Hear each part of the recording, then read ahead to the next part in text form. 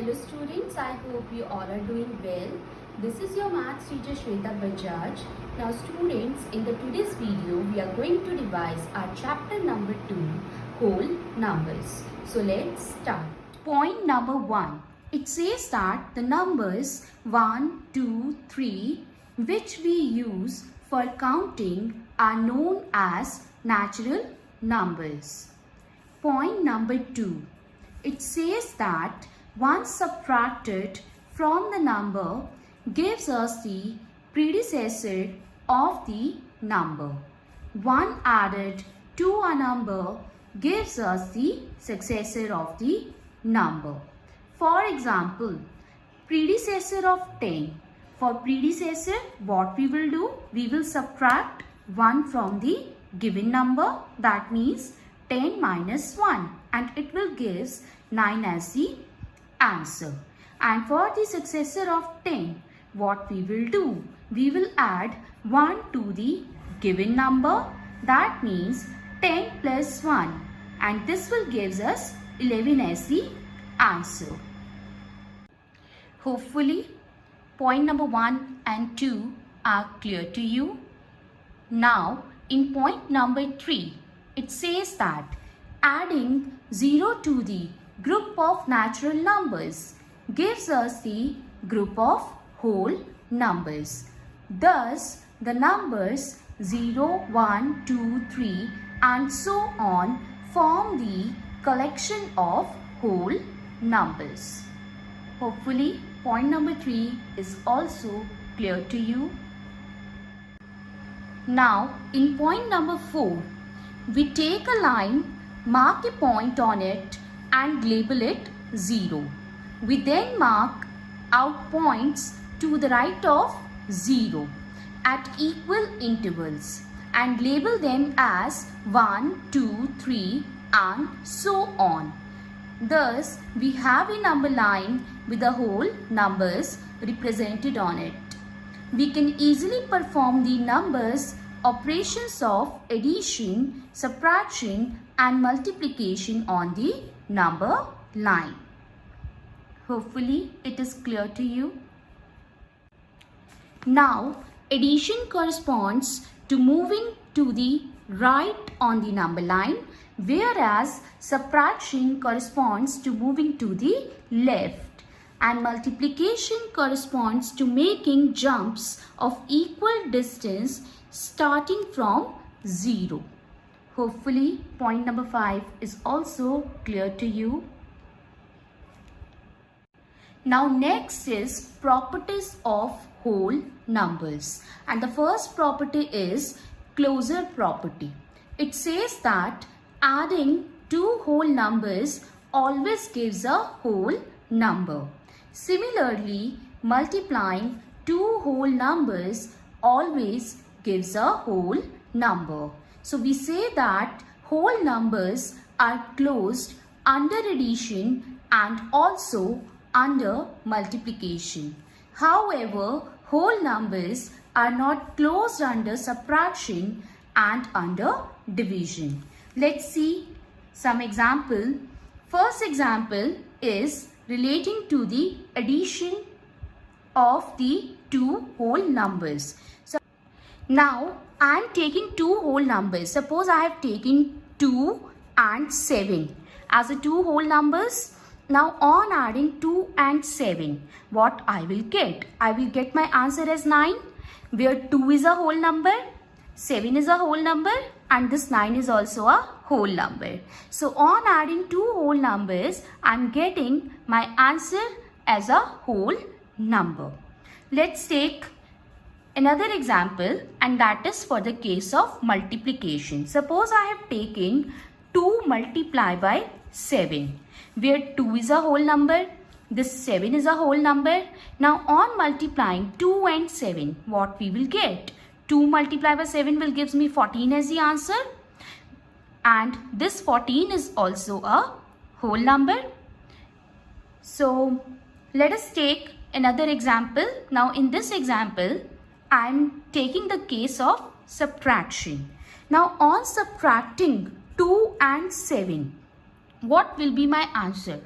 Now since 7 is greater than 2, so 7 cannot be subtracted from 2, but still if I will try to subtract it from 2, my answer will be 5 with a negative sign, which is not a whole number, which is an integer, So in the case of subtraction, the closure property will not hold. Same way, if I will try to divide 3 by 5, what I will get? I will get my answer as 3 by 5, or in decimals I will get my answer as 0.6, which is again not a whole number.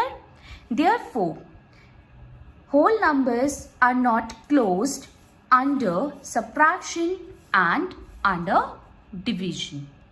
Hopefully, closure property is clear to you. Next is commutative property.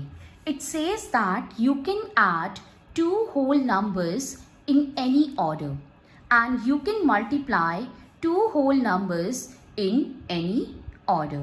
So we say that addition and multiplication are commutative for whole numbers.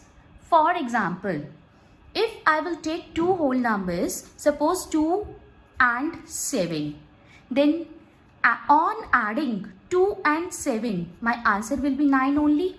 Same way, if I will change their order, that means if I will write 7 plus 2, then again my answer will be 9 only. So therefore, addition is commutative for whole numbers. Same way, in case of multiplication, if I will multiply 2 and 7, my answer will be 14 only. Same way, if I will multiply 7 into 2, that means I am changing their order. Then on changing their order, my answer will be nothing but same only, that is 14.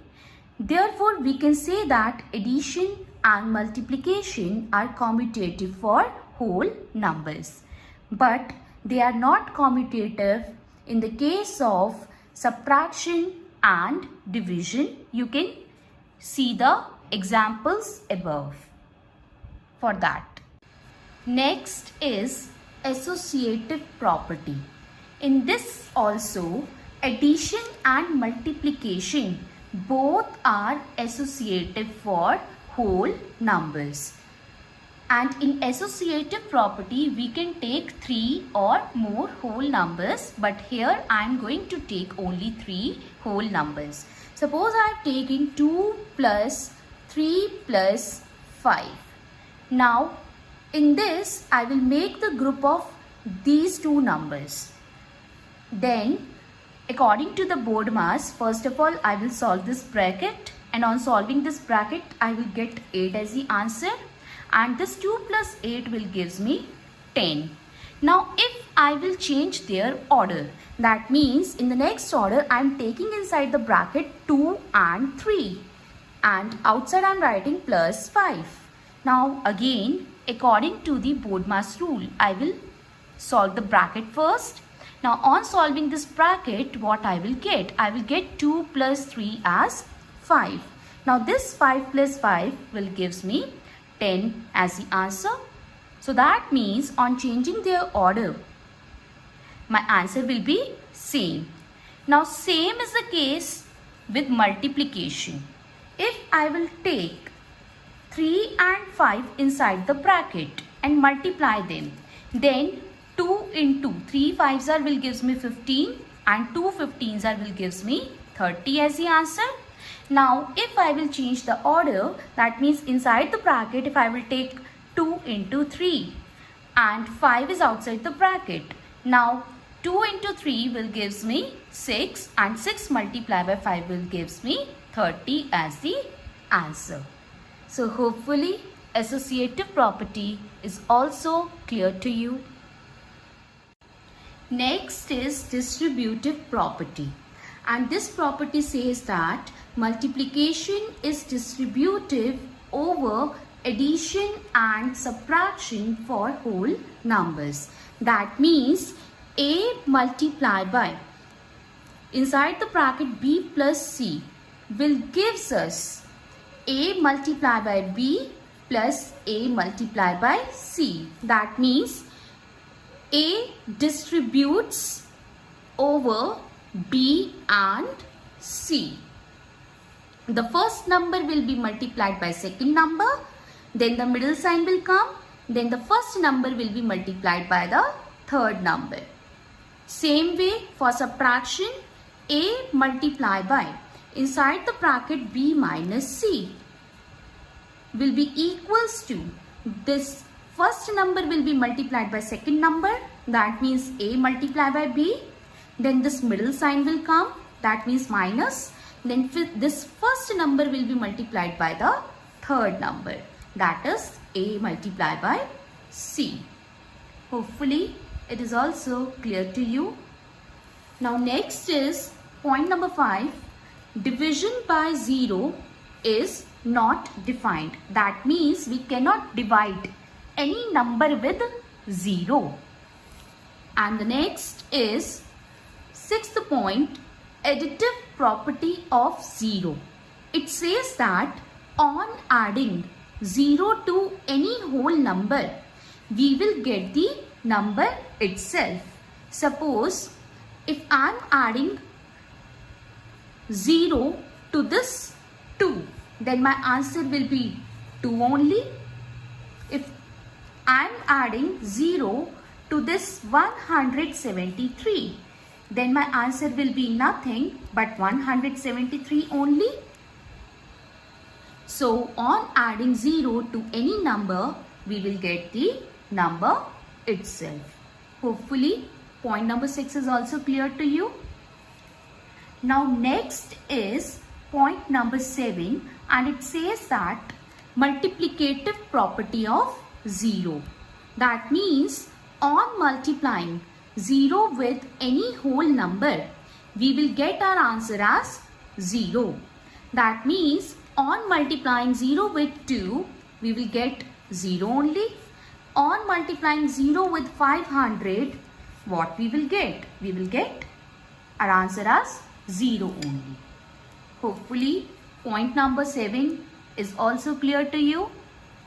Now last is multiplicative property of 1, and it says that on multiplying any whole number with 1, we will get the number itself.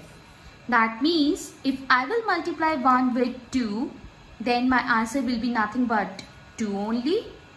If I will multiply 1 with 500, then my answer will be 500 only. So that means on multiplying 1 with any number, we will get the number itself. Hopefully it is also clear to you. So after discussing this, as usual, I am attaching home task in the description. For any doubts and queries, you can leave your message in the comment section. I hope you like the video. Thank you.